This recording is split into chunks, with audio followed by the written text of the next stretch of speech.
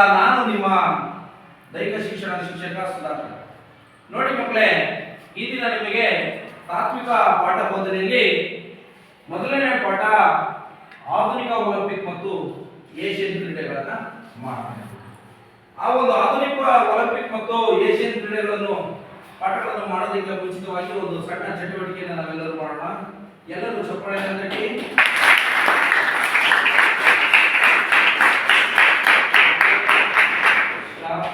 ಎಲ್ಲರೂ ಎದ್ದು ನಿಂತು ಚಪ್ಪಾಳೆ ತಟ್ಟಿ.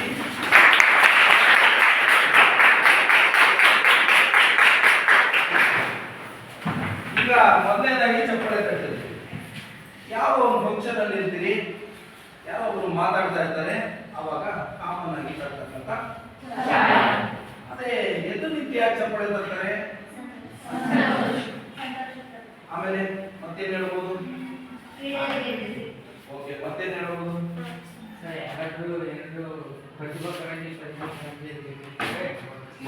ಆಮೇಲೆ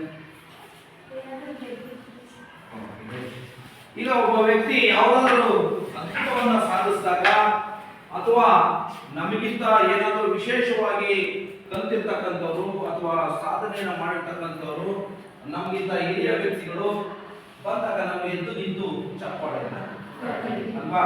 ಸುಮ್ಮನೆ ಚಪ್ಪಾಳೆ ಇರಬೇಕಾದ ಯಾವುದೋ ಒಂದು ಕಾರ್ಯಕ್ರಮದಲ್ಲಿ ಅಥವಾ ಏನಾದರೂ ಒಂದು ವಿಶೇಷ ಸಂದರ್ಭದಲ್ಲಿ ನಾವು ಚಪ್ಪಾಳೆಯನ್ನು ತಡ್ತೀವಿ. ಆ ಚಪ್ಪಾಳೆಗೆ ತನ್ನದೇ ಆದಂತಹ ಈಗ ನಿಮ್ಮ ಸ್ನೇಹಿತ ಹೇಳುದು, ಕ್ರೀಡೆಯಲ್ಲಿ ಗೆದ್ದಾಗ ನಿಮ್ಮಲ್ಲಿ ಇರ್ತಕ್ಕಂಥವ್ರು ಯಾರಾದರೂ ರಾಜ್ಯ ಮಟ್ಟ, ರಾಷ್ಟ್ರ ಮಟ್ಟ, ಅಂತಾರಾಷ್ಟ್ರ ಮಟ್ಟಕ್ಕೆ ಹೋದಾಗ ಅವನು ನಮ್ಮ ಶಾಲೆಗೆ ಒಂದು ಪ್ರಶಸ್ತಿಗಳನ್ನು ತೆಗೆದುಕೊಂಡು ಬಂದಾಗ ನೀವು ಯಾವ ರೀತಿ ಅವನನ್ನು ಬರಮಾಡ್ಕೊಳ್ತೀರಿ ಅಂದ್ರೆ ಯಾವ ರೀತಿ ಮಾಡ್ತೀರಿ ಹೇಳ್ಬೇಕು. ಚಂದ್ರ ಹೇಳಿ, ಅವನ್ನ ಏನ್ ಮಾಡ್ತೀರಿ? ಸ್ವಾಗತ ಮಾಡ್ತೀರಿ ಅಲ್ವಾ? ಕಾರ್ಯಕ್ರಮ ಆದ್ರೆ ನಾವೇನ್ ಮಾಡ್ತೀವಿ? ಕಾರ್ಯಕ್ರಮದಲ್ಲಿ ಕುತ್ಕೊಂಡು ಚಪ್ಪಾಳೆ ತರ್ತೀವಿ. ಅಥವಾ ಅವನು ವಿಶೇಷವಾಗಿ ಕರ್ಕೊಂಡು ಬರ್ಬೇಕಾದ್ರೆ ನಾವೇನ್ ಮಾಡ್ತೀವಿ? ಎದ್ದು ನಿಂತು ಚಪ್ಪಾಳೆ ತರ್ತಕ್ಕಂಥದ್ದು ಒಂದು ದೈಹಿಕ ಚಟುವಟಿಕೆ, ಅದು ದೇಹವನ್ನ ಕಾವೇರಿಸತಕ್ಕಂಥ ಚಟುವಟಿಕೆ ಮತ್ತು ಎದುರಲ್ಲಿ ಇರ್ತಕ್ಕಂಥವನು ಸಾಧಕರಿಗೆ ಒಂದು ಪ್ರೇರಣೆಯನ್ನ ನೀಡತಕ್ಕಂಥ ಒಂದು ಚಟುವಟಿಕೆ ಅಲ್ವಾ? ದೈಹಿಕ ಚಟುವಟಿಕೆ ಮೂಲಕ ನಾವೇನ್ ಮಾಡಬೇಕು? ದೈಹಿಕ ಶಿಕ್ಷಣವನ್ನ ಕಲಿತೀವಿ. ನೋಡಿ, ಈ ದೈಹಿಕ ಶಿಕ್ಷಣ ಅಂತಕ್ಕಂಥದ್ದು ಒಂದು ಚಪ್ಪಾಳೆಯನ್ನು ತಟ್ಟದ್ರಿಂದ ನೀವು ದೇಹದಲ್ಲಿ ಇರ್ತಕ್ಕಂಥ ಎಲ್ಲ ಏನು ಏನಿರ್ತಕ್ಕಂಥ ಆಕ್ಯುಪೆಂಚರ್ ಪಾಯಿಂಟ್ಸ್ ಗಳನ್ನ ಅದು ಸ್ಟಿಮ್ಯುಲೇಟ್ ಮಾಡ್ತದೆ. ನೀವು ಒಂದು ತರಗತಿ ಆದ ನಂತರದಲ್ಲಿ ಒಂದು ಚಪ್ಪಾಳೆ ತಟ್ಟಬಹುದು ಅಥವಾ ಏನ್ ಮಾಡಬಹುದು? ಅಲ್ಲ, ಟೇಬಲ್ ಮೇಲೆ ಚಪ್ಪಾಳೆ ತಟ್ಟಬಹುದು ಅಥವಾ ನೀವು ಫಿಂಗರ್ ಪ್ರೆಸ್ ಗಳನ್ನ ಮಾಡಬಹುದು ಅಥವಾ ನೀವೇನ್ ಮಾಡಬಹುದು? ಕೈಗಳನ್ನ ರಬ್ ಮಾಡೋದ್ರ ಮೂಲಕ ನೀವು ಚಟುವಟಿಕೆಯಲ್ಲಿ ತೊಡಗಬಹುದು. ಈಗ ಅದಿರಲಿ, ಈ ಚಟುವಟಿಕೆಯಲ್ಲಿ ನಾನು ಮುಖ್ಯವಾಗಿ ಹೇಳಕೊಟ್ಟಿರೋದು ಏನು ಅಂತಂದ್ರೆ ಚಪ್ಪಾಳೆ ತಟ್ಟುವುದು. ಒಬ್ಬ ವ್ಯಕ್ತಿ ವಿಶೇಷವಾದದನ್ನ ಸಾಧಿಸಿದಾಗ ಅಂತ ವ್ಯಕ್ತಿಯನ್ನ ಗೌರವಿಸುವುದಕ್ಕೋಸ್ಕರ ನಾವೇನ್ ಮಾಡ್ತೀವಿ? ಚಪ್ಪಾಳೆ ಮೂಲಕ ಅವನ್ನ ಸ್ವಾಗತಿಸ್ತೀವಿ. ಅಥವಾ ಒಂದು ಕ್ರೀಡೆ ನಡೀತಾ ಇರ್ತೀವಿ, ಒಬ್ಬ ಹುಡುಗ ಓಡ್ತಾ ಇರ್ತಾನೆ, ನಮ್ಮ ಶಾಲೆ ಹುಡುಗ 2ನೇ ಪೊಸಿಷನ್ ಅಲ್ಲ 3ನೇ ಪೊಸಿಷನ್ ಓಡ್ತಾ ಇರ್ತಾನೆ. ಅವಾಗ ನೀವೇನ್ ಮಾಡ್ತೀರಾ? ಕೂಗ್ತೀರಾ, ಓಡು ಓಡು ಓಡು ಅಂತ ಕೂಗ್ತೀರಾ. ಅವನು ಏನೇನೋ ಮಾಡಿ ಏನ್ ಮಾಡ್ತಾನೆ? ಗುರಿ ತರ್ತಾನೆ. ಆ ಗುರಿ ತಪ್ಪಿದಾಗ ನೀವೇನ್ ಮಾಡ್ತೀರಾ? ಮಾಡ್ಕೊಳ್ತೀರಲ್ವಾ? ನೋಡಿ, ಚಪ್ಪಾಳೆ ತರ್ತಕ್ಕಂಥದ್ದು ಒಂದು ಹುಮ್ಮಸ್ಸನ್ನ ಕೊಡ್ತಕ್ಕಂಥ ಏನು ಸಂಕೇತವಾಗಿ. ಈಗ ನಾನು ಹೇಳಕ್ಕೆ ಹೊರಟಿರೋದು ಅಂಥದೇ ಒಂದು ಬೃಹತ್ತಾದಂತಹ ಒಂದು ಕ್ರೀಡಾಕೂಟದ ಬಗ್ಗೆ. ಯಾವುದದು?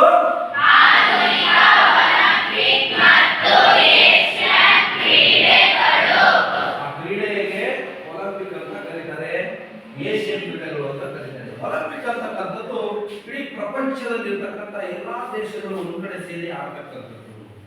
ಏಷ್ಯನ್ ಕ್ರೀಡೆಗಳು ಏಷ್ಯನ್ ರಾಷ್ಟ್ರಗಳು ಮಾತ್ರ. ನೋಡೋಣ ಪಠ್ಯದಲ್ಲಿ ಏನು ವಿಷಯಗಳನ್ನ ಕಲಿಕೆಯ ಅಂಶವಾಗಿಟ್ಟಿದ್ದಾರೆ ಅಂತ ನೋಡುವಾಗ ನಾವು ಮೊದಲನೇದಾಗಿ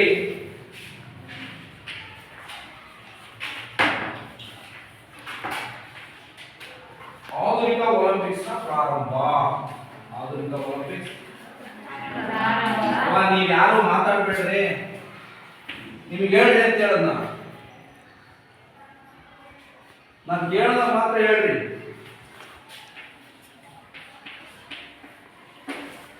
ಪ್ರಾರಂಭ ಮತ್ತು ಅದರ ಉದ್ದೇಶ.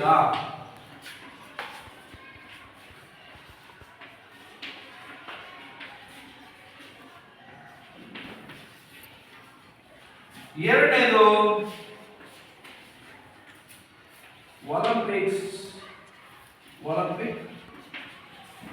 ಧ್ವಜ.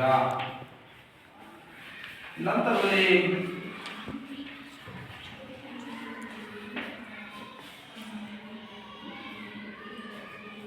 ಒಲಿಂಪಿಕ್ ಜ್ಯೋತಿ. ಆನಂತರದಲ್ಲಿ ಏಷ್ಯನ್ ಕ್ರೀಡೆ.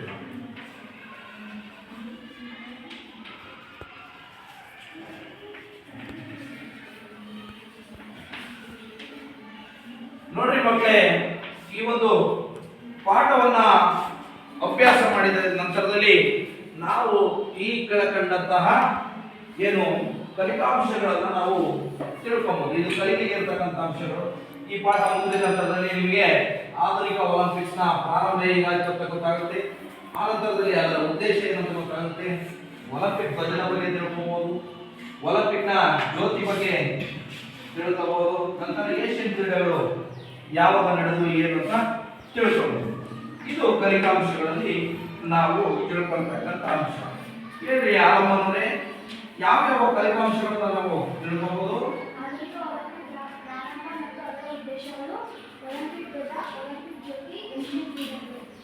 ಇಷ್ಟು ಅಂಶಗಳ ಮೇಲೆ ನಾವು ವಿಷಯವನ್ನ ತಿಳ್ಕೊಬಹುದು. ಹಾಗಾದ್ರೆ ಒಂದೊಂದೇ ಅಂಶಗಳನ್ನ ನಾವೀಗ ತಿಳಿತಾ ಹೋಗೋಣ.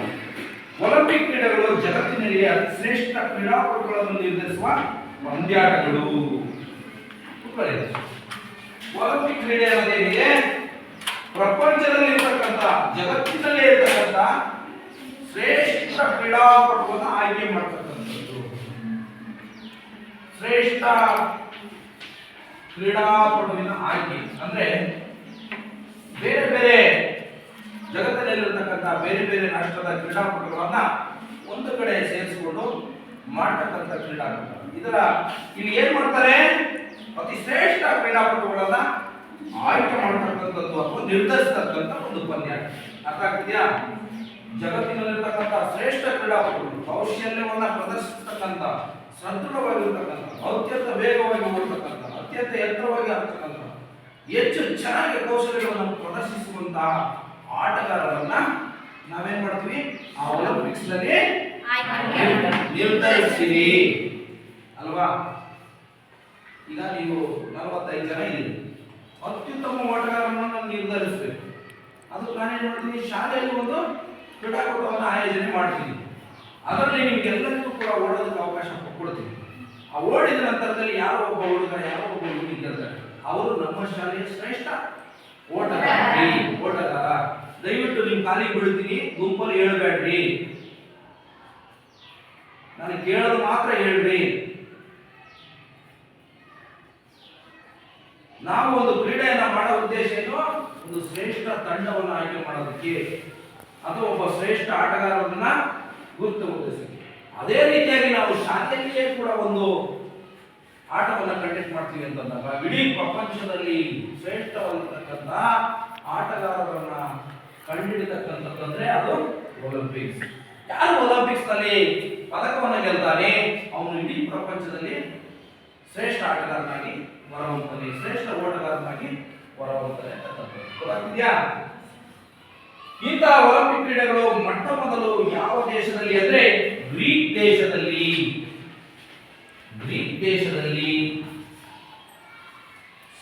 ಕ್ರಿಸ್ತಪೂರ್ವ 776ರಲ್ಲಿ ಆರಂಭವಾಗ್ತದೆ.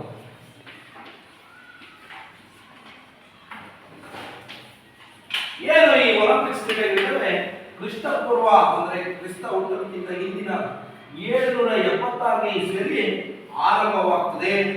ನಂತರ ಕ್ರಿಸ್ತ ಶಕ 394ರವರೆಗೆ ನಡೀತದೆ. 394ರವರೆಗೆ ನಡೆಯುತ್ತದೆ. 394ರವರೆಗೆ. ದೀಪಾವಳಿ ಇದು ಯಾವಾಗ ಆರಂಭ ಆಯಿತು? ಕ್ರಿಸ್ತ ಪೂರ್ವನ ಕ್ರಿಸ್ತ ಪೂರ್ವ ಅಂದ್ರೇನು? ಕ್ರಿಸ್ತ ಶಕ ಅಂದ್ರೆ ಕ್ರಿಸ್ತ ಹುಟ್ಟಿದ ಮೇಲೆ, ಕ್ರಿಸ್ತ ಪೂರ್ವ ಅಂದ್ರೆ ಕ್ರಿಸ್ತ ಹುಟ್ಟಿದ್ಕಿಂತ ಯಾವ ಇಸ್ವಿ? 770. ಕೂತ್ಕೋ. ಹಾಗಾದ್ರೆ ಏನು ಉದ್ದೇಶ, ಏನು ಅದು ಒಲಿಂಪಿಕ್ಸ್ ನ ಉದ್ದೇಶ ಹೇಳಪ್ಪ ನೀನು. ಏನ್ ಮಾಡ್ತಾರಲ್ಲಿ?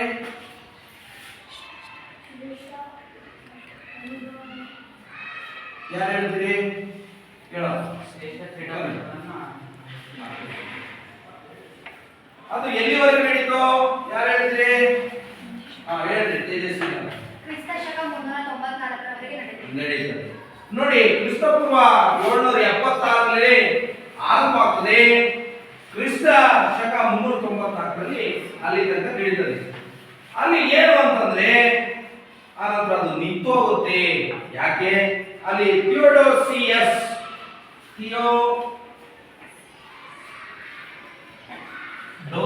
ಎಂತಕ್ಕಂಥ ರಾಜ ಅದನ್ನ ನಿಲ್ಲಿಸಿಬಿಡ್ತಾನೆ. ಕಾರಣಗಳು ಹತ್ತಾರು ಕಾರಣಗಳಿದ್ದಾವೆ, ಅವುಗಳಿಗೆ ಇಲ್ಲಿ ಚರ್ಚೆ ಮಾಡೋದು ಬೇಡ. ಆದ್ರೆ ಯಾಕೆ ನಿಲ್ತು ಅಂತಕ್ಕಂಥದ್ದು ಅವ್ರಿಗೆ ಏನೋ ಇಂಟ್ರೆಸ್ಟ್ ಇರಲಿಲ್ಲ ಕ್ರೀಡೆಗಳ ಬಗ್ಗೆ. ಎಲ್ಲರೂ ಒಂದ್ ಕಡೆ ಸೇರ್ಸಕ್ಕೆ ಅವ್ನಿಗೆ ಇಂಟ್ರೆಸ್ಟ್ ಇರಲಿಲ್ಲ ಅನ್ಸುತ್ತೆ. ಆ ರಾಜ ಏನ್ ಮಾಡ್ತಾನೆ? ಥಿಯೋಡೋಸಿಯಸ್ ಅಂತಕ್ಕಂಥ ರಾಜ ಅದನ್ನ ನಿಲ್ಲಿಸ್ತಾನೆ. ಏನಮ್ಮ ರಾಜನ ಹೆಸರು? ರಾಜೇಶ್ವರಿ.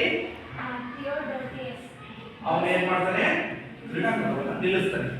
ನಂತರ ದಿನಗಳಲ್ಲಿ ಫ್ರಾನ್ಸ್ ದೇಶದ ಬ್ಯಾರನ್ ಪಿಯರ್ಡಿ ಕೋಬರ್ಟಿನ್, ನೋಡಿ ಇವರೇ ಅವರು, ಬ್ಯಾರನ್ ಪಿಯರ್ಡಿ ಕೋಬರ್ಟಿನ್ ಅವರು. ನೋಡಿ ಇವರು ಯಾವ ದೇಶದವರು? ಫ್ರಾನ್ಸ್ ದೇಶದ ಯಾರು? ಬ್ಯಾರನ್ ಪಿಯರ್ಡಿ ಕೋಬರ್ಟಿನ್.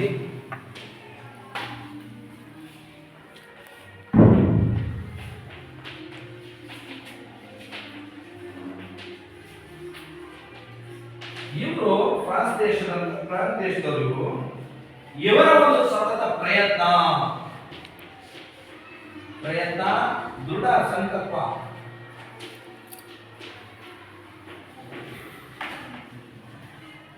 ಇದರ ಪರಿಣಾಮವಾಗಿ ಆಧುನಿಕ ಒಲಿಂಪಿಕ್ಸ್ ಕ್ರೀಡೆಗಳು ರೂಪುಗೊಳ್ಳುತ್ತವೆ. 1894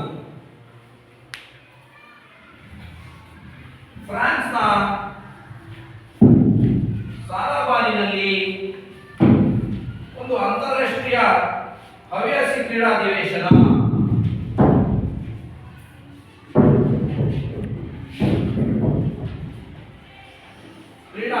ನಡೀತದೆ.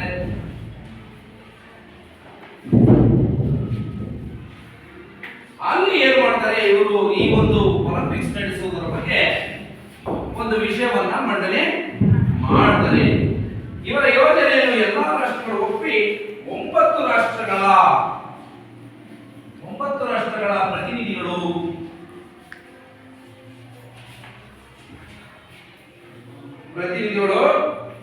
ಒಂದು ಸಮಿತಿಯನ್ನು ರಚಿಸ್ತಾರೆ.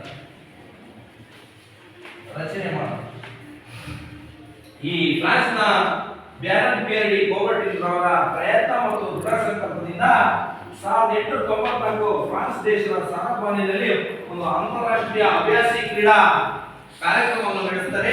ಅಂತಹ ಸಂದರ್ಭದಲ್ಲಿ 9 ರಾಷ್ಟ್ರ ಪ್ರತಿನಿಧಿಗಳಿರ್ತಕ್ಕಂಥ ಒಂದು ಸಮಿತಿಯನ್ನ ಏನ್ ಮಾಡ್ತಾರೆ? ಯೋಜನೆ ಮಾಡ್ತಾರೆ. ಅದರ ಅಧ್ಯಕ್ಷರಾಗಿ ರೆಮಿಟಿಯಸ್ ವಿಕ್ಲಾಸ್ ಮತ್ತು ಮೊದಲ ಕಾರ್ಯದರ್ಶಿಯಾಗಿ ಕೋಬರ್ಟಿನ್ ಆಯ್ಕೆ ಆಗ್ತಾರೆ. ಅದರ ಮೊದಲ ಅಧ್ಯಕ್ಷರು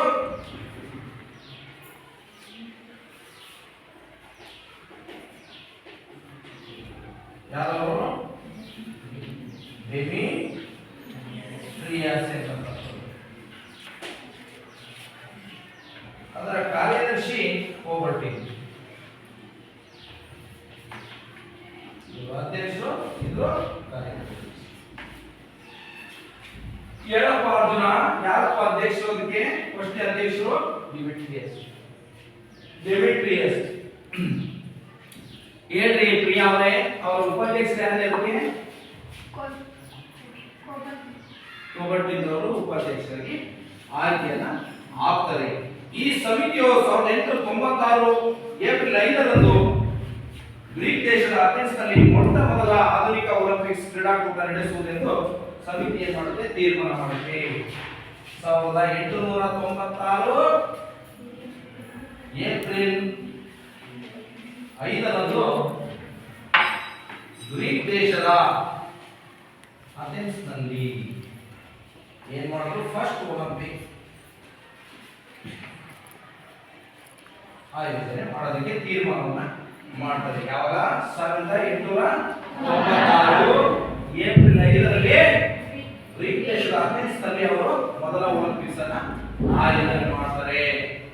ಎಲ್ಲಿ ಹೇಳಪ್ಪ ರಾಜೇಶ, ಎಲ್ಲಪ್ಪ ಯಾವ ಇಸ್ವಿಯಲ್ಲಿ ಆಯೋಜನೆ ಮಾಡ್ತಾರಪ್ಪ? ಫಸ್ಟ್ ಒಲಿಂಪಿಕ್ಸ್ ಮಾಡೋದಕ್ಕೆ ತೀರ್ಮಾನ ಮಾಡ್ತಾರೆ 95 ನಮ್ಮ ಇದು ಯಾವ ದೇಶದಲ್ಲಿ? ಹೇಳ್ರಿ ಚಂದ್ರಕಲಾ ಅವರೇ. ಬೋರ್ಡ್ ಮೇಲೆ ಬರ್ದಿರೋದು ನಿನಗೆ ಹೇಳಕ್ ಬರೋದಿಲ್ಲ. ಹೇಳು. ಗ್ರೀಕ್ ದೇಶದ ಅಥೆನ್ಸ್ ನಲ್ಲಿ ಅಲ್ಲಿ ನಡೆಸಬೇಕು ಅಂತ ಅವ್ರು ಏನ್ ಮಾಡ್ತಾರೆ? ತೀರ್ಮಾನವನ್ನ ಮಾಡ್ತಾರೆ. 1894ರಲ್ಲಿ ರಚಿತವಾದ ಅಂತಾರಾಷ್ಟ್ರೀಯ ಒಲಿಂಪಿಕ್ ಸಮಿತಿಯ ಮುಖ್ಯ ಕಚೇರಿ ಸ್ವಿಟ್ಜರ್ಲೆಂಡ್ನ ಲೂಸಾನ್ನಲ್ಲಿದೆ. ಹಾಗಾದ್ರೆ ಅಂತಾರಾಷ್ಟ್ರೀಯ ಕಚೇರಿ ಯಾವಾಗ ಸ್ಟಾರ್ಟ್ ಆಯಿತು ಅಂದ್ರೆ 1894ರಲ್ಲಿ ಆರಂಭವಾಗುತ್ತೆ.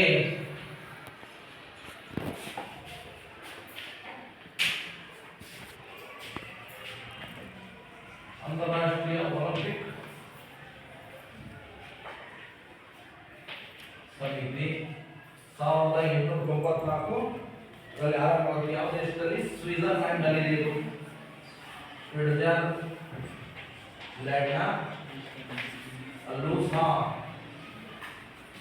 ಲೂಸಾನ್ನಲ್ಲಿದೆ. ಇದೊಂದು ಸ್ವತಂತ್ರ ಸಂಸ್ಥೆಯಾಗಿದ್ದು ಒಲಿಂಪಿಕ್ಸ್ ನಲ್ಲಿ ನಡೆಯತಕ್ಕಂಥ ಕ್ರೀಡಾ ಕೂಟಗಳಲ್ಲಿ ನಿಯಂತ್ರಿಸತಕ್ಕಂಥದ್ದು ಮತ್ತು ನಿರ್ದೇಶಿಸತಕ್ಕಂಥದ್ದು ಇದರ ಹೊಣೆಗಾರಿಕೆ. ಅಂದ್ರೆ ಈ ಒಂದು ಕಮಿಟಿ ಏನ್ ಮಾಡ್ತದೆ? ಕ್ರೀಡಾಪಟುಗಳನ್ನು ಎಲ್ಲಿ ಆಯೋಜಿಸಬೇಕು, ಹೇಗೆ ಆಯೋಜಿಸಬೇಕು, ಆಯೋಜನೆ ಮಾಡುವಾಗ ಏನೆಲ್ಲ ಕ್ರಮಗಳನ್ನು ಕೈಗೊಳ್ಳಬೇಕು, ಕ್ರೀಡೆಯಲ್ಲಿ ಏನಾದರೂ ಬದಲಾವಣೆ ಇದ್ರೆ ಕೆಲವು ಕ್ರೀಡೆಗಳನ್ನು ತೆಗೆದಾಕ್ತಕ್ಕಂಥದ್ದು ಅಥವಾ ಕ್ರೀಡೆಗಳನ್ನು ಸೇರಿಸ್ತಕ್ಕಂಥದ್ದು, ಈ ಎಲ್ಲ ಕೆಲಸವನ್ನ ಈ ಅಂತಾರಾಷ್ಟ್ರೀಯ ಒಲಿಂಪಿಕ್ ಸಮಿತಿ ಮಾಡ್ತದೆ. ಹಾಗಾದ್ರೆ ಅಂತಾರಾಷ್ಟ್ರೀಯ ಒಲಿಂಪಿಕ್ ಸಮಿತಿ ಯಾವಾಗ ಪ್ರಾರಂಭ ಆಯಿತು? ಯಾರು ಹೇಳ್ತೀರಾ? ಹೇಳಮ್ಮ. 1894ರಲ್ಲಿ ಸ್ವಿಟ್ಜರ್ಲೆಂಡ್ನ ಲೂಸಾನ್ನಲ್ಲಿ ಪ್ರಾರಂಭ. ಅದಕ್ಕೆ ಏನಂತ ಕರೀತೀರಿ? ಅಂತಾರಾಷ್ಟ್ರೀಯ ಒಲಿಂಪಿಕ್ ಸಮಿತಿ ಅಂತ ಕರೀತೀವಿ. ಓಕೆ, ಕುತ್ಕೊಳ್ಳಿ. ಈ ಕಡೆ ಹುಡುಗರು ಯಾರು ಹೇಳ್ತೀರಾ? ಹೇಳಪ್ಪ ಪ್ರವೀಣ. ಅಲ್ಲೇ ನೋಡ್ಕೊಂಡು ಹೇಳು, ನೀನೇನು ಕಾಮೆಂಟ್ ಮಾಡಿದ್ದೆ ಬಾ.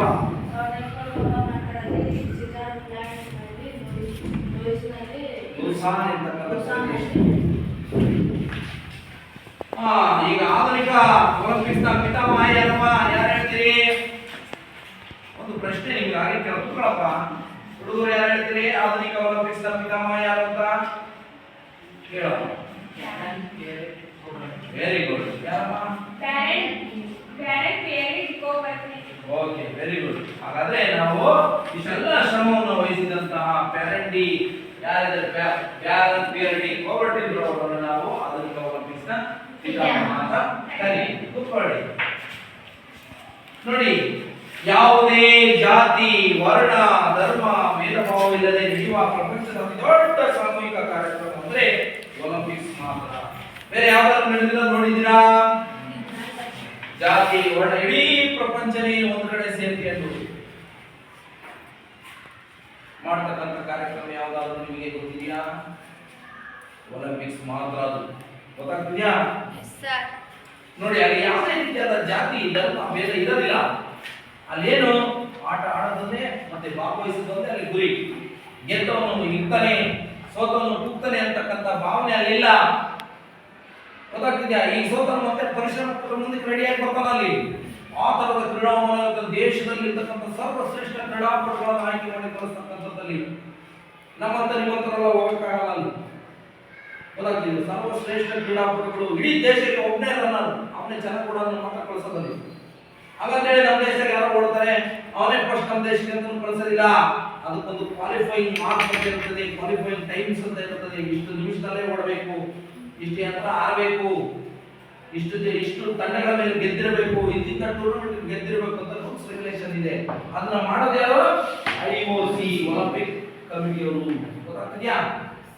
ನೋಡಿ, ಒಲಿಂಪಿಕ್ಸ್ ಡೈಡನ್ ರಚಿಸಿದ ಒಲಿಂಪಿಕ್ ಧ್ಯೇಯ ವಾಕ್ಯವಾದ ಸೈಟಿಯಸ್, ಕೋರ್ಟಿಯಸ್, ಆರ್ಟಿಯಸ್. ಸೈಟಿಯಸ್, 40 years 40 years ಹಿಂಗಂದ್ರೆ ಏನು ಅಂತಂದ್ರೆ ಎತ್ತರ ವೇಗ ಎತ್ತರ ಶಕ್ತಿ ಇದು 5 years ನೆಕ್ಸ್ಟ್ 40 years ಮತ್ತೊಂದು 40 years ಇನ್ನಷ್ಟು ವೇಗ ಇನ್ನಷ್ಟು ಎತ್ತರ ಇನ್ನಷ್ಟು ಶಕ್ತಿ ಇದು ಒಲಿಂಪಿಕ್ ನ ಮುಖ್ಯ ಧ್ಯೇಯ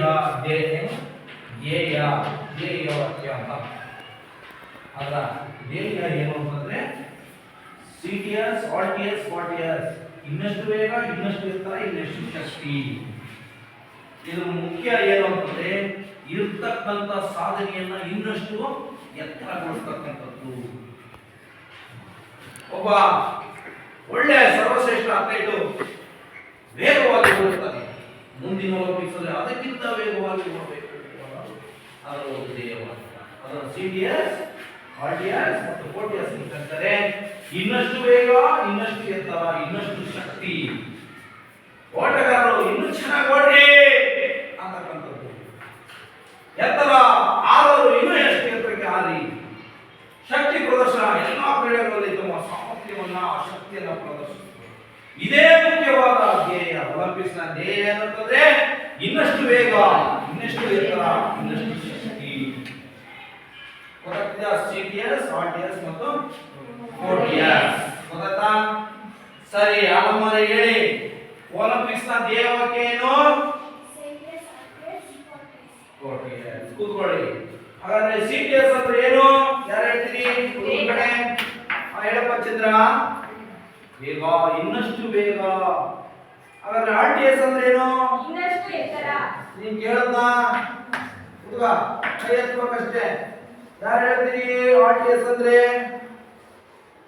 ಬಹಳ ಚೆನ್ನಾಗಿ ಹೋಗ್ತಿದ್ದೀರಿ ಹೇಳ ಇನ್ನಷ್ಟು ಎತ್ತರ ನೆಕ್ಸ್ಟ್ 40 ಅಂದ್ರೆ ಹೇಳಪ್ಪ ಶಕ್ತಿ ಇನ್ನಷ್ಟು ಶಕ್ತಿಯನ್ನ ಪ್ರದರ್ಶಿಸುತ್ತದೆ ಇದು ಒಲಿಂಪಿಕ್ ನ ಧ್ಯೇಯ ಕ್ರೀಡೆಗಳಲ್ಲಿ ಭಾಗವಹಿಸಿದ ಸ್ಪರ್ಧೆಯ ನೈಪುಣ್ಯತೆ ಹಾಗೂ ದೈಹಿಕ ಸಾಮರ್ಥ್ಯವನ್ನು ಪರೀಕ್ಷಿಸುತ್ತದೆ ಒಲಿಂಪಿಕ್ ನ ಮುಖ್ಯ ಗುರಿ ಇದರ ಮುಖ್ಯ ಗುರಿ ಏನು ನೈಪುಣ್ಯತೆ ಮತ್ತು ದೈಹಿಕ ಸಾಮರ್ಥ್ಯವನ್ನ ನೈಪುಣ್ಯತೆ ದೈಹಿಕ ಸಾಮರ್ಥ್ಯ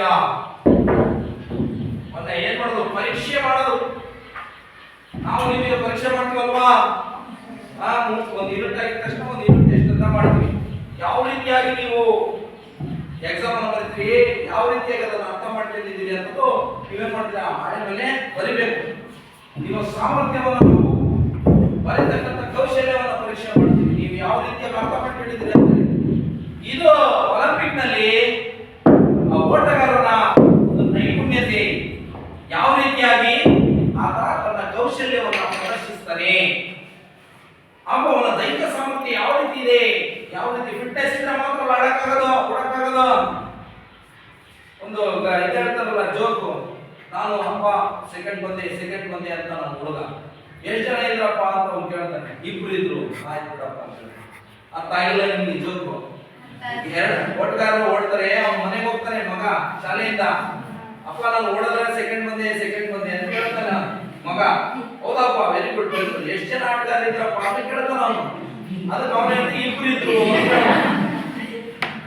ಗೊತ್ತಾ ಈ ಜೋಕ್ ಅರ್ಥ ಆ ತರ ಇಲ್ಲ ಸೀನು ಇಲ್ಲಿ ಪ್ರತಿ ದೇಶದಿಂದ ಆಯ್ಕೆ ಆಗಿರ್ತಕ್ಕಂಥ ಎಲ್ಲಾ ಕ್ರೀಡಾಪಟುಗಳು ಬರ್ತಾರಲ್ಲಿ ಅಲ್ಲಿ ಹೀಟ್ಸ್ ಗಳಿರ್ತವೆ ಪಂದ್ಯಗಳಿರ್ತವೆ ಅದ್ರಲ್ಲಿ ಯಾರು ಚೆನ್ನಾಗಿ ಆಡ್ತಾರೆ ಅವರು ಮಾತ್ರ ಫೈನಲ್ಸ್ ಸೆಮಿಫೈನಲ್ಸ್ ಬರಕ್ಕೆ ಸಾಧ್ಯ ಅಂದ್ರೆ ಉತ್ತಮವಾದ ನೈಪುಣ್ಯತೆ ಮತ್ತು ದೈಹಿಕ ಸಾಮರ್ಥ್ಯ ಇದ್ರೆ ಮಾತ್ರ ಅಲ್ಲಿ ಆಟ ಆಡೋದಕ್ಕೆ ಸಾಧ್ಯವಾಗ್ತದೆ ಗೊತ್ತಾಗ್ತೀಯಾ ಅಂತ ಉತ್ತಮ ನೈಪುಣ್ಯ ಮತ್ತು ದೈಹಿಕ ಸಾಮರ್ಥ್ಯನ ಏನು ಪರೀಕ್ಷೆ ಮಾಡ್ತಕ್ಕಂಥದ್ದು ಈ ಒಲಿಂಪಿಕ್ಸ್ ನ ಗುರಿ ಗೊತ್ತಾಗ್ತಿದ್ಯಾ ಒಲಿಂಪಿಕ್ಸ್ ನ ಗುರಿ ಏನು ನೈಪುಣ್ಯತೆ ಮತ್ತು ದೈಹಿಕ ಸಾಮರ್ಥ್ಯನ ಪರೀಕ್ಷೆ ಹೇಳಪ್ಪ ಯಾರು ಹೇಳ್ತೀರಪ್ಪ ಒಲಿಂಪಿಕ್ಸ್ ನ ಗುರಿ ಯಾವಪ್ಪ ಹೇಳಪ್ಪ ಚಿನ್ನು ವಯಸ್ಸಿ ಹೇಳಪ್ಪ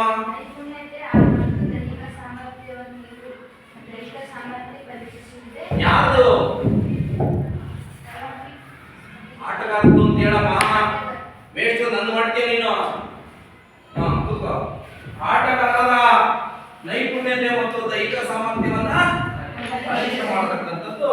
ಈ ಒಲಿಂಪಿಕ್ಸ್ ನ ಮುಖ್ಯ ಗುರಿ. ಹಾಗಾದ್ರೆ ನೆಕ್ಸ್ಟ್ ಒಲಿಂಪಿಕ್ ಧ್ವಜವನ್ನು ನೋಡೋಣ. ಈಗ ನಮ್ಮ ದೇಶಕ್ಕೆ ಒಂದು ಧ್ವಜ ಇದೆ ಅಲ್ವಾ, ಅದಕ್ಕೆ ಏನಂತ ಕರೀತಾರೆ? ತಿರಂಗ ಅಂತ ಕರೀತಾರೆ. 3 ಬಣ್ಣಗಳ ಒಂದು ಬಾವುಟವನ್ನು ನಾವು ತಿರಂಗ ಅಂತ ಕರೀತೀವಿ. ಯಾಕಿದೆ ಅದನ್ನ?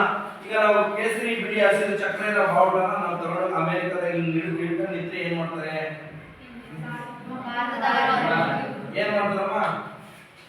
ಸಾಕಮ್ಮ, ನೀನು ಅಮೆರಿಕಕ್ಕೆ ಹೋಗಿದ್ಯಾ, ನಿನಗೆ ಗೊತ್ತಾಗ್ಲಿಲ್ಲ, ಏನು ಗೊತ್ತಾಗ್ಲಿಲ್ಲ, ನಿನ್ನ ಹತ್ರ ಒಂದು ಬಾವುಟ ಇದೆ, ದೇಶದ ಬಾವುಟ, ನಮ್ಮ ದೇಶದ ಬಾವುಟ ನಿಂತ್ಕೊಂಡೆ ಏನ್ ಮಾಡ್ತಾರೆ ಹೇಳಮ್ಮ? Very good. ಒಂದು ಧ್ವಜ ಯಾಕಿರ್ತದೆ ಅಂತಂದ್ರೆ ಅದು ನಮ್ಮ ಗುರುತಿಸುವಿಕೆ. ಗೊತ್ತಾಗ್ತಿದ್ಯಾ? ನಾನು ಡೆಲ್ಲಿ ಒಳಗೆ ಹೋಗಿ ನಿಂತ್ಕೊಂತೀನಿ, ಕರ್ನಾಟಕ ಬಾವುಟ ಎತ್ತಿಕೊಂಡು ನಿಂತ್ಕೊಳ್ತೀನಿ, ಅರಿಶಿಣ ಮತ್ತು ಕೆಂಪು ಇರ್ತಕ್ಕಂಥ ಬಾವುಟ ನಿಂತ್ಕೊಳ್ತೀನಿ. ಆಗ ಅವ್ರೇನು ಯಾರು ಅಂತ ಗುರುತಿಸ್ತಾರಲ್ಲ ಅಲ್ವಾ? ಅಂದ್ರೆ ಯಾವುದೇ ಒಂದು ಕ್ರೀಡಾಕೂಟವಾಗಿರ್ಬೋದು, ಒಂದು ಸಾಂಸ್ಕೃತಿಕ ಕಾರ್ಯಕ್ರಮ ಆಗಿರ್ಬೋದು, ಒಂದು ದೇಶ ಆಗಿರ್ಬೋದು, ಒಂದು ರಾಜ್ಯ ಆಗಿರ್ಬೋದು, ಅದು ತನ್ನದೇ ಆದ ಒಂದು ಗುರುತನ ಹೊಂದಿರುತ್ತದೆ ಅಲ್ವಾ? ಪ್ರಾಣಿ ಪಕ್ಷಿ ಗಿಡ ಮರ ಎಲ್ಲವನ್ನು ಗುರುತು ಮಾಡಿದಾರಲ್ವಾ? ರಾಷ್ಟ್ರೀಯ ಪಕ್ಷಿ, ರಾಷ್ಟ್ರೀಯ ಮರ, ಏನೇನು ಗುರುತುಗಳಿದಾವಲ್ಲ, ಹಂಗೆ ಒಲಿಂಪಿಕ್ಸ್ಗೆ ಒಂದು ಬಾವುಟ ಇದೆ. ಅದೇ ಇದು ಬಾವುಟ ಒಲಿಂಪಿಕ್ ಧ್ವಜ. ನೋಡೋಣ ಅದು ಏನು ವಿಶೇಷತೆ ಇದೆ ಅಂತಕ್ಕಂಥದ್ದು. ಒಲಿಂಪಿಕ್ ಕ್ರೀಡಾ ಧ್ವಜವನ್ನು 1912ರಲ್ಲಿ ಅದನ್ನು ರಚನೆ ಮಾಡ್ತಾರೆ.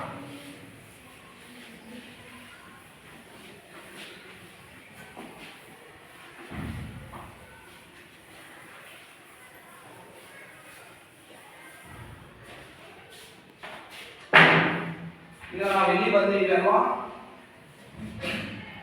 1912ರಲ್ಲಿ ಯಾರು ಮಾಡ್ತಾ ಇರೋದಿಲ್ಲ ಅಂತಂದ್ರೆ ಕೊಬರ್ಟಿನ್ ರವರು ಏನು ಈ ಒಲಿಂಪಿಕ್ಸ್ ನ ಪಿತಾಮಹ ಇದ್ದಾರಲ್ಲ, ಇವರು ರಚನೆ ಮಾಡ್ತಾ ಇರೋದಲ್ಲ. ರಚನೆ ಮೀನ್ಸ್ ವಿನ್ಯಾಸವನ್ನ ಮಾಡ್ತಾರೆ, ಇದೇ ರೀತಿಯಾಗಿ ಇರಬೇಕು ಅಂತೇಳಿ. ಏನೇ ಇದರಲ್ಲಿ 1914ರಲ್ಲಿ ಪ್ಯಾರಿಸ್ ನಲ್ಲಿ ನಡೆದ ಒಲಿಂಪಿಕ್ ಸಮ್ಮೇಳನದಲ್ಲಿ ಈ ಧ್ವಜವನ್ನು ಅಧಿಕೃತವಾಗಿ ಪ್ರಸ್ತುತ ಮಾಡ್ತಾರೆ. ಯಾವಾಗ? 1914ರಲ್ಲಿ. ಗುಂಪಲ್ಲಿ ಹೇಳಬೇಡಿ ಅಂತ ಹೇಳಿದೀನಿ, ಕನ್ನಡ ನಿಮ್ಗೆ ಅರ್ಥ ಆಗಲ್ಲ ಅಂತ ಕಾಣುತ್ತೆ. ಪ್ಯಾರಿಸ್ ನಲ್ಲಿ ನಡೆದ ಒಲಿಂಪಿಕ್ಸ್ ನಲ್ಲಿ ಇದನ್ನ ಏನ್ ಮಾಡ್ತಾರೆ ಅವರು? ಅಧಿಕೃತವಾಗಿ ಪ್ರಕಟಿಸ್ತಾರೆ. ಅಧಿಕೃತ ಮಾಡ್ತಾರೆ. ನಂತರ ಮೊದಲ ಬಾರಿಗೆ 1920ರಲ್ಲಿ ಬೆಲ್ಜಿಯಂ ಆಂಟ್ವರ್ಪ್ ಎಂತಕ್ಕಂಥ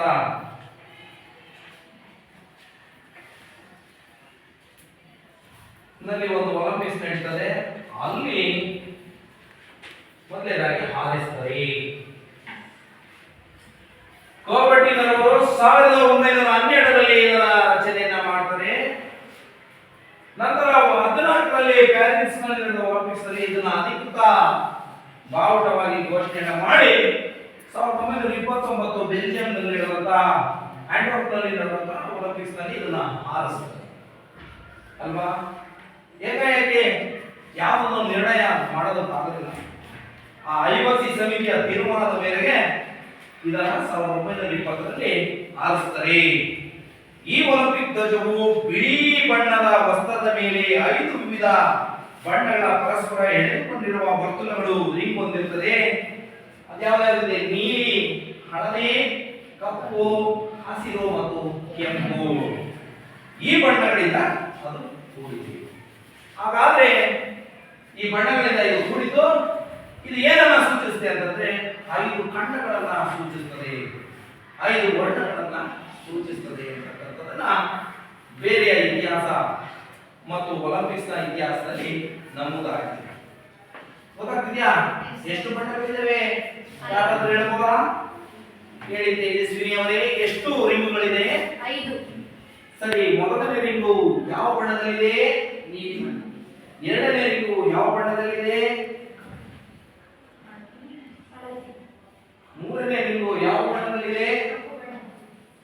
ನಾಲ್ಕನೇದು ಯಾವ ಬಣ್ಣದಲ್ಲಿದೆ?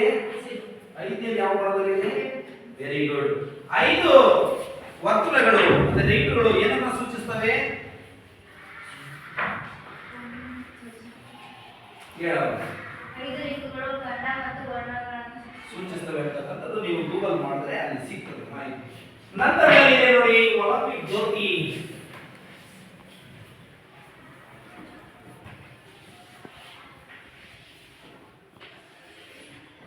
ಇದು ಬೆಂಕಿ, ಇದು ಒಲಿಂಪಿಕ್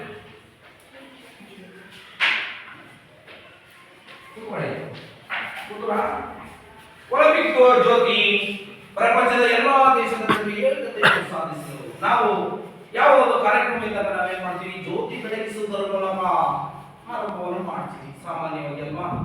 ಅದೇ ರೀತಿಯಾಗಿ ಒಲಿಂಪಿಕ್ಸ್ ನ ಜ್ಯೋತಿ 1936 ಜರ್ಮನಿಯ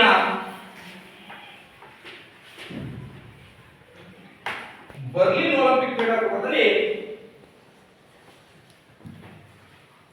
ಮೊಟ್ಟ ಮೊದಲ ಬಾರಿಗೆ ಜಾರಿಗೆ ಬರುತ್ತದೆ. ಈ ಜ್ಯೋತಿಯನ್ನ 1936 ಜರ್ಮನಿಯ ಬರ್ಲಿನ್ ನಲ್ಲಿ ಫಸ್ಟ್ ಗೆ ಜ್ಯೋತಿಯನ್ನು ಹಿಡಿದು ತರಲಾಗುತ್ತದೆ. ಒಲಿಂಪಿಯಾ ನಗರದಲ್ಲಿ ಸೂರ್ಯನ ಕಿರಣದ ಸಹಾಯದಿಂದ ಪಂಜನ್ನು ಹತ್ತಿಸಿದ ಜ್ಯೋತಿಯನ್ನು ಒಲಿಂಪಿಯಾದಿಂದ ಸರತಿ ಮೂಲಕ ಓಡುತ್ತಲೇ ಅಗತ್ಯವಿದ್ದಾಗ ವಿಮಾನ ಹಡಗಿನಲ್ಲಿ ತಂದು ಕ್ರೀಡಾಂಗಣದಲ್ಲಿ ನಿರ್ಮಿಸುವ ಬೃಹತ್ ಅಗ್ನಿಕುಂಡಕ್ಕೆ ಸ್ಪರ್ಶ ಮಾಡಿ ಕ್ರೀಡಾಕೂಟದ ಉದ್ಘಾಟನೆ ನೆರವೇರುತ್ತದೆ. ಕ್ರೀಡಾ ದಿನಗಳಲ್ಲಿ ಜ್ಯೋತಿ ಆವರಣಕ್ಕೆ ಉರಿಯಲು ಏರ್ಪಾಡು ಮಾಡಿರುತ್ತದೆ ಅಲ್ವಾ. ನಾವೀಗ ತಾಲೂಕಿನಲ್ಲಿ ಸ್ಪೋರ್ಟ್ಸ್ಗೆ ಹೋಗ್ತೀವಿ, ಅಲ್ಲಿ ಕ್ರೀಡಾ ಜ್ಯೋತಿಯನ್ನು ಹಿಡ್ಕೊಂಡು ಓಡಬೇಕಾಗ್ತದೆ ಯಾರು ಆಟಗಾರರು. ನಂತರದಲ್ಲಿ ಅದನ್ನ ಒಂದು ಹಾಕಿ ನಾವೇನ್ ಮಾಡ್ತೀವಿ, ಆ ಜ್ಯೋತಿನ ಮೈದಾನದಿಂದ ಹೊರಗೆ ಹೋಗಿ ನಿರ್ಮಿಸಲಾದ ಪ್ರದೇಶದಲ್ಲಿ ಉರಿಯಲಿಕ್ಕೆ ಬಿಡ್ತೀವಿ. ಈ ಜ್ಯೋತಿ ಕಂಟಿನ್ಯೂಸ್ ಆಗಿ ಉರಿತದೆ, ಯಾಕಂದ್ರೆ ಅದಕ್ಕೆ ಬೇಕಾಗಿರತಕ್ಕಂಥ ವ್ಯವಸ್ಥೆಯನ್ನ ಸೈಂಟಿಫಿಕ್ ಆಗಿ ಅವರು ಮಾಡಿದ್ದಾರೆ. ಇದು ಆ ಕ್ರೀಡಾಕೂಟದಲ್ಲಿ ಅವರು ಉರಿತದೆ. ಈ ಒಂದು ಒಲಿಂಪಿಕ್ ಜ್ಯೋತಿಯನ್ನು ಇಡೀ ಪ್ರಪಂಚದಾದ್ಯಂತ ಸುತ್ತಕೊಂಡು ಬರ್ತದೆ. ರೋಡಲ್ಲೂ ಬರ್ತದೆ, ವಿಮಾನದಲ್ಲಿ ತಗೊಂಡು ಹೋಗ್ತಾರೆ, ಮತ್ತೆ ಹಡಗಿನಲ್ಲಿ ಕೂಡ ಅದನ್ನ ಸುತ್ತುವರ್ಕೊಂಡು ಬಂದು ಅದು ಒಲಿಂಪಿಕ್ ನಡೆಯ ದಿನಕ್ಕೆ ಅಲ್ಲಿಗೆ ರೀಚ್ ಆಗ್ತದೆ. ಗೊತ್ತಾಗ್ತದಾ?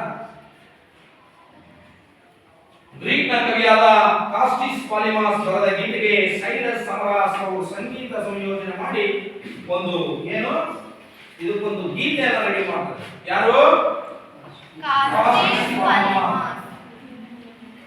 ಕಾಸ್ಟಿಸ್ ಪಾಲಿಮಾಸ್ ಇವರು ಒಂದು ಗೀತೆ ಬರೀತಾರೆ. ಅದಕ್ಕೆ ಸೈರಸ್ ಸಮರಾಸ್ ಎಂಬತಕ್ಕಂಥದ್ದು ಸಂಗೀತ ಸಂಯೋಜನೆ ಮಾಡಿ ಪ್ರಪ್ರಥಮ ಬಾರಿಗೆ ಒಂದು ಒಲಿಂಪಿಕ್ ಗೀತೆಯನ್ನು ನುಡಿಸುತ್ತಾರೆ. ಈ ಗೀತೆಯನ್ನು ವೀಕ್ಷಿಸಲು ಬಂದಿದ್ದವರೆಲ್ಲರೂ ಬಹಳ ಮೆಚ್ಚುಗೆಯನ್ನು ವ್ಯಕ್ತಪಡಿಸುತ್ತಾರೆ. ಆ ನಂತರದಲ್ಲಿ ಇದನ್ನು ಅಧಿಕೃತವಾಗಿ ಒಲಿಂಪಿಕ್ ಗೀತೆಯಾಗಿ ಮಾಡ್ತಾರೆ. ಮೊದಲು ಏನ್ ಮಾಡ್ತಾರೆ, ಪ್ರಥಮ ಒಂದು ಇದಕ್ಕೆ ಬಂದಾಗ ಇವರು ಒಂದು ಸುಮ್ಮನೆ ಒಂದು ಹಾಡು ಹೇಳ್ತಾರೆ. ಮೊನ್ನೆ ವಿಶ್ವಕಪ್ ಗೆಲ್ತು ನಮ್ಮ ಭಾರತ ತಂಡ, ಅಲ್ಲಿ ನಮ್ಮ ಕ್ರೀಡಾಪಟುಗಳೆಲ್ಲರೂ ಒಂದು ಹಾಡು ಹೇಳ್ತಾ ಇದ್ರು. ಯಾವ್ದು ಹೇಳ್ತಾ ಇದ್ರು? ಅದು ಹೇಳೋದು. ಆಮೇಲೆ ಮತ್ತು ಗೆದ್ದಾಗ ಇಡೀ ಸ್ಟೇಡಿಯಂ ಏನ್ ಹೇಳ್ತಾ ಇತ್ತು? ಗೆದ್ದಾಗ ಜನಗಳನ್ನ ಹೇಳ್ತಾರೆ. ಎಲ್ಲಾ ಕ್ರೀಡೆಯಲ್ಲಿ ಗೆದ್ದಾಗ ಏನ್ ಮಾಡ್ತಾರೆ, ಅವರ ರಾಷ್ಟ್ರಗೀತೆ ಹೇಳುದು. ಆದ್ರೆ ಇಡೀ ಸ್ಟೇಡಿಯಂ ಒಂದೇ ಮಾತನ್ನು ಹೇಳ್ತಾ ಇತ್ತು. ಕೊಹ್ಲಿ ಬಾವುಟ ಇಟ್ಕೊಂಡು ಒಂದೇ ಮಾತನ್ನು ತಿಳಿಸ್ತಾರೆ. ಯಾಕೆ ತಿಳಿಸ್ತಾರೆ? ಅದು ಒಂದು ಭಾವನೆಯನ್ನ, ನಮ್ಮ ಭಾರತೀಯರ ಭಾವನೆಯನ್ನ ಹಿಡಿತಕ್ಕಂಥದ್ದು. ಆ ಗೀತೆಯನ್ನು ನಾನು ದಿನನಿತ್ಯವಾಗಿ ಸಂಜೆ ಹೇಳಿಸ್ತೀನಿ. ನಾವೆಲ್ಲ ಒಂದೇ ಇರತಕ್ಕಂಥ ಭಾವನೆಯನ್ನು ಮೂಡಿಸ್ತಕ್ಕಂಥದ್ದು. ಒಂದು ಕ್ರೀಡಾಕೂಟದಲ್ಲಿ ಈ ಒಂದು ಧ್ವಜವಾಗಲಿ, ಆ ಒಂದು ಜ್ಯೋತಿ ಆಗಲಿ, ಈ ಒಂದು ಗೀತೆ ಆಗಲಿ ಯಾಕೆ ಹೇಳ್ತಾರೆ ಅಂದ್ರೆ, ಇಡೀ ಪ್ರಪಂಚದಲ್ಲಿ ಇರ್ತಕ್ಕಂಥ ಮನುಷ್ಯರು ನಾವೆಲ್ಲ ಒಂದೇ, ನಮ್ಗೆ ಯಾವುದೋ ಜಾತಿ ಭೇದ ಇಲ್ಲ ಅಂತಕ್ಕಂಥದ್ದನ್ನ ಸಾರ್ತಕ್ಕಂಥದ್ದು.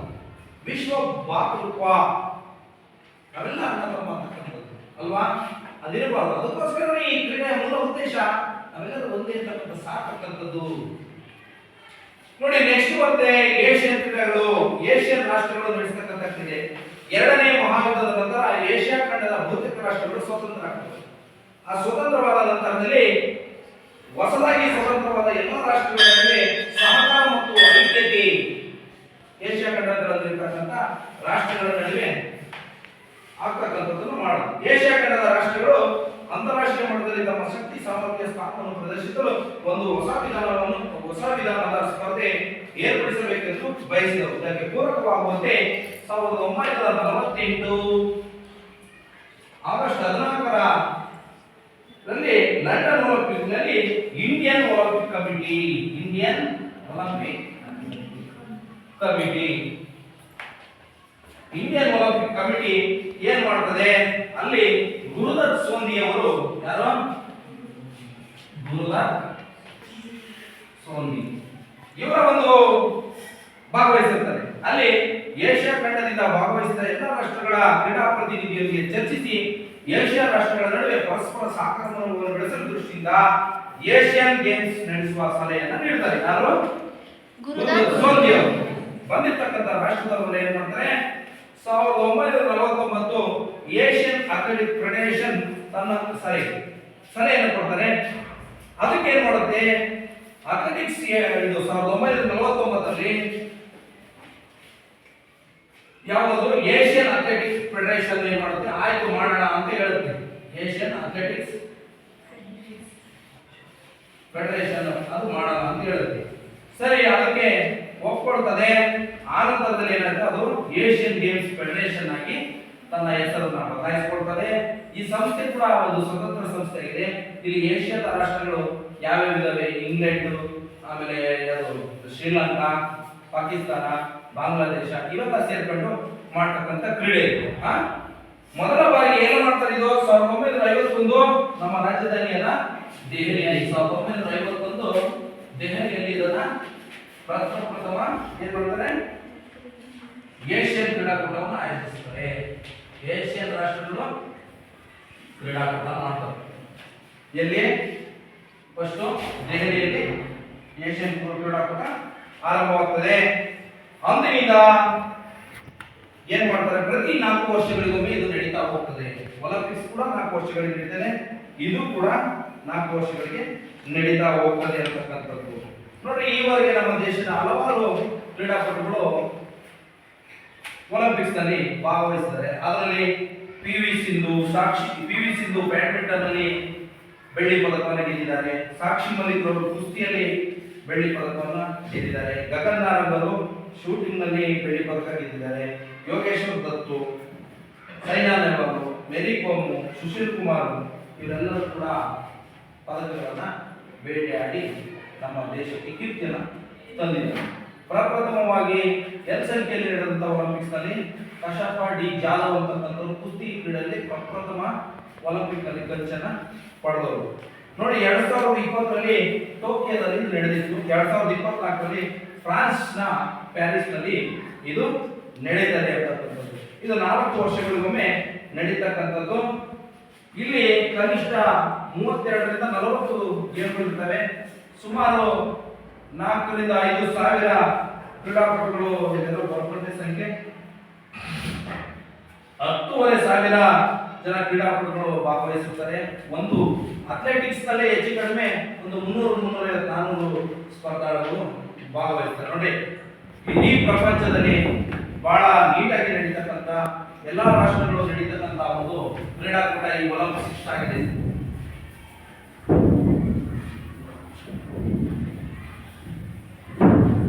ಹಾಗಾದ್ರೆ ಇದು ಇಡೀ ಪ್ರಪಂಚದಲ್ಲಿ ನಡೀತಕ್ಕಂಥ ಒಂದು ಕ್ರೀಡಾಕೂಟ ಆಗಿರ್ತದೆ.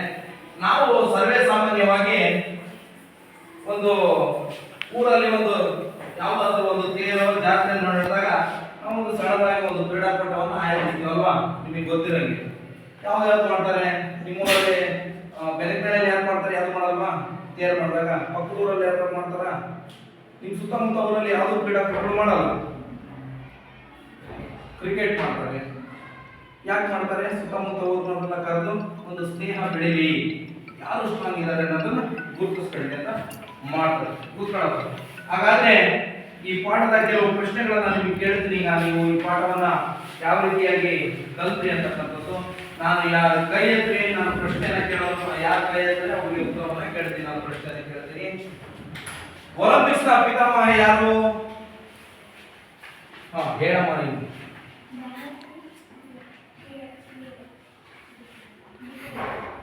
ಯಾರು ಹೇಳ್ತಿದ್ರೆ ಸ್ಪಷ್ಟವಾಗಿ? ಸರಿ, ಹಾಗಾದ್ರೆ ಪ್ರಪ್ರಥಮ ಹಳೆಯ ಒಲಿಂಪಿಕ್ಸ್, ಪುರಾತನ ಒಲಿಂಪಿಕ್ಸ್ ಯಾವಾಗ ಆರಂಭ ಆಯಿತು? ಪ್ರಥಮ ಒಲಿಂಪಿಕ್ಸ್ ಎಲ್ಲಿ ನಡೀತು? ಯಾವ ಇಸ್ವಿಯಲ್ಲಿ ನಡೀತು? ಕ್ರಿಸ್ತಪೂರ್ವ 776. Very good. ನೆಕ್ಸ್ಟ್ ಆಧುನಿಕ ಒಲಿಂಪಿಕ್ಸ್ ಯಾವಾಗ ಪ್ರಾರಂಭ ಆಯಿತು? ಹೇಳಮ್ಮ. ಕ್ರಿಸ್ತ ಶಕ 394. Very good. ಅಲ್ಲಿ ಒಬ್ಬ ರಾಜ ಆ ಕ್ರೀಡಾಪಟುವನ್ನ ಅವನಿಗೆ ಇಷ್ಟ ಇಲ್ಲ ಅಂತೇಳಿ ನಿಲ್ಲಿಸ್ತಾನೆ. ಅವನ ಹೆಸರೇನು ಹೇಳಪ್ಪ ದರ್ಶನ್. ನಾನು ಕೇಳ್ತಾ ಇರೋದು ರಾಜ ಒಬ್ಬ ಆಟವನ್ನ ನಿಲ್ಲಿಸ್ತಾನೆ. ಅವನ ಹೆಸರೇನು ಅಂತ ಹೇಳಬೇಕು. ಥಿಯೋಡೋಸಿಯಸ್ ಕುತ್ಕೊಳ್ರಿ. ಅದನ್ನ ನಿಲ್ಲಿಸ್ತಾನೆ. ಸರಿ, ಇದು ಮೊದಲ ಕಾರ್ಯದ ಇದು ಯಾರು ಮೊದಲ ಅಧ್ಯಕ್ಷ ಯಾರು ಅದಕ್ಕೆ ಹೇಳ್ರಿ ಪ್ರಿಯ ಅವರೇ. ನಿಮಗೆ ಯಾರಿಗೂ ನಾನು ಬಲವಂತವಾಗಿ ಕೇಳ್ತಾ ಇಲ್ಲ. ನಿಮಗೆ ಕರೆಕ್ಟಾಗಿ ಗೊತ್ತಿದ್ರೆ ಕೈ ಎತ್ತಿರಿ. ಅದನ್ನು ಸ್ಪಷ್ಟವಾಗಿ ಹೇಳ್ರಿ. ನಾನೇ ನೀನು ಹೇಳಲೇಬೇಕು ಅಂತ ಹೇಳ್ತಿದ್ದೀನಾ? ನಿನ್ಗೆ ಗೊತ್ತಿಲ್ಲ ಅಂದ್ರೆ ಬೇಡ, ಮತ್ತೆ ಕೇಳದಾಗ ಹೇಳಂತೆ. ಯಾರಮ್ಮ? ಹಾ, ಅದರ ಪ್ರಥಮ ಕಾರ್ಯದರ್ಶಿ ಯಾರು ಹೇಳಪ್ಪ. Very good. ಕೂತ್ಕೊಳ್ಳಿ. ಅಂತಾರಾಷ್ಟ್ರೀಯ ಒಲಿಂಪಿಕ್ ಸಮಿತಿ ಯಾವಾಗ ಆರಂಭ ಆಯಿತು ಹೇಳ್ರಿ ಮೇಘನಾವ್ರೆ. Very good. ಅದರ ಮುಖ್ಯ ಕಚೇರಿ ಎಲ್ಲಿದೆ ಹೇಳಪ್ಪ. Very good. ಕೂತ್ಕೋ. ಸರಿ, ಈಗ ಒಲಿಂಪಿಕ್ಸ್ ಧ್ವಜದಲ್ಲಿ ಎಷ್ಟು ವರ್ತುಲಗಳು ಅಂದ್ರೆ ರಿಂಗ್ ಇದೆ ಹೇಳಪ್ಪ. 5 ಬಣ್ಣಗಳಿವೆ. ಎಷ್ಟು ರಿಂಗ್ ಇದೆ ಅಷ್ಟು ಹೇಳು. ಕೂತ್ಕೋ. ಎಷ್ಟು ಬಣ್ಣಗಳಿಂದ ಕೂಡಿದೆ ಅದು ಹೇಳಪ್ಪ ಅರ್ಜುನ. 5. Very good. ಯಾವ್ದು ನೀಲಿ, ಕಪ್ಪು, ಹಳದಿ, ಕೆಂಪು, ಯಾವ್ದು ಸ್ಪಷ್ಟವಾಗಿ. ನೀಲಿ, ಹಳದಿ, ಕಪ್ಪು, ಹಸಿರು, ಕೆಂಪು. ಒಲಿಂಪಿಕ್ಸ್ ನ ಧ್ಯೇಯ ವಾಕ್ಯ ಯಾವುದು ಹೇಳಪ್ಪ. ಹೇಳಮ್ಮ. ಸೈಟಿಯಸ್, ಓಟಿಯಸ್, ಆಸ್ಟಿಯಸ್. ಆರ್ಟಿಎಸ್ ಹಂಗಂದ್ರೆ ಏನಮ್ಮ? ಇನ್ನು ವೇಗ, ಇನ್ನು ಎತ್ತರ, ಇನ್ನು ಶಕ್ತಿ. ಓಕೆ, ಕೂತ್ಕೊಳ್ಳಿ. ಈಗ ಒಲಿಂಪಿಕ್ ಜ್ಯೋತಿ ಯಾವಾಗ ಪ್ರಿಪೇರ್ ಮಾಡಲಾಯಿತು? ಯಾವ ಇಸ್ವಿಯಲ್ಲಿ ಅದನ್ನ ಪ್ರಪ್ರಥಮವಾಗಿ ಮಾಡಿತು? 63 ಅಲ್ಲ 36. ನೀನು ಹೇಳೋ ಅರ್ಜೆಂಟಿಗೆ ಎಲ್ಲ ಪ್ರಾಕ್ಟೀಸ್ ಮಾಡ್ತಿದ್ದೆ ಹೇಳೋದ. ಸರಿ, ಅದನ್ನ ಯಾವ ಬಹುಮಾನದಲ್ಲಿ ತರ್ತಾರೆ ಹೇಳಪ್ಪ. ಸರಿ, ಆಮೇಲೆ ರಸ್ತೆ ಬಂತಾರಲ್ಲ ಹೇಳು. ಭೂಮಾರ್ಗ, ಜಲಮಾರ್ಗ, ವಾಯುಮಾರ್ಗದಲ್ಲಿ ಅದನ್ನ ತರ್ತಾರೆ. ಈ ಒಲಿಂಪಿಕ್ ಗೀತೆ ಯಾವುದು? ಒಲಿಂಪಿಕ್ ಗೀತೆ ಅಂದ್ರೆ ಅದನ್ನ ಬರೆದವರು ಯಾರು ಹೇಳಪ್ಪ. ಓಕೆ, ಅದಕ್ಕೆ ಸಂಗೀತ ಜೋಡಿಸಿದವರು ಯಾರು? Very good. ಕೂತ್ಕೊಳ್ಳಿ. ಆ ನಂತರದಲ್ಲಿ ಏಷ್ಯನ್ ಕ್ರೀಡೆ ಯಾವಾಗ ಆರಂಭ ಆಯಿತು? ಏಷ್ಯನ್ ಕ್ರೀಡೆ ಯಾವಾಗ ಆರಂಭವಾಯಿತು? ಎಲ್ಲಿ ನಡೀತು?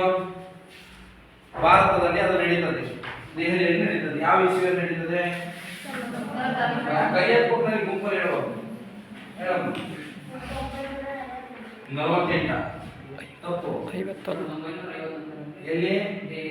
Very good. ಅದರ ಅಧ್ಯಕ್ಷ ಯಾರಾಗಿದ್ರು? ಮೊದಲನೇ ಅಧ್ಯಕ್ಷ ಯಾರಾಗಿದ್ರು? ಗುರುದತ್ತ ಸೋಮನಿ. ಹಾಗಾದ್ರೆ ಒಲಿಂಪಿಕ್ ಎಷ್ಟು ವರ್ಷಗಳಿಗೊಮ್ಮೆ ನಡೆಯುತ್ತೆ? ಏಷ್ಯನ್ ಕ್ರೀಡೆಗಳು ಯಾವಾಗ ನಡೆಯುತ್ತೆ? ಎಷ್ಟು ವರ್ಷಗಳಿಗೊಮ್ಮೆ ನಡೆಯುತ್ತೆ? Very good. ಅದು ಕೂಡ 4. ಹಾಗಾದ್ರೆ 2024 ಒಲಿಂಪಿಕ್ಸ್ ಎಲ್ಲಿ ನಡೀತದೆ?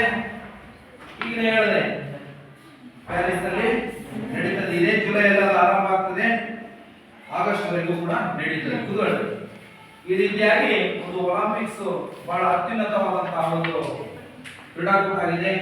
ಇದು ಎಲ್ಲ ಇಡೀ ಪ್ರಪಂಚದಲ್ಲಿರ್ತಕ್ಕಂಥ ಶ್ರೇಷ್ಠ ಕ್ರೀಡಾಪಟುಗಳನ್ನ ಒಂದೆಡೆಗೆ ಕೂಡಿಸಿ ಅವರಲ್ಲಿರ್ತಕ್ಕಂಥ ನೈಪುಣ್ಯಗಳು ಮತ್ತು ಕೌಶಲ್ಯಗಳು, ಅವರ ಸಾಮರ್ಥ್ಯವನ್ನ ಪರೀಕ್ಷೆ ಮಾಡತಕ್ಕಂಥದ್ದು. ಇಲ್ಲಿ ಜಾತಿ ಮತ ಭೇದ ಯಾವುದೂ ಇರೋದಿಲ್ಲ.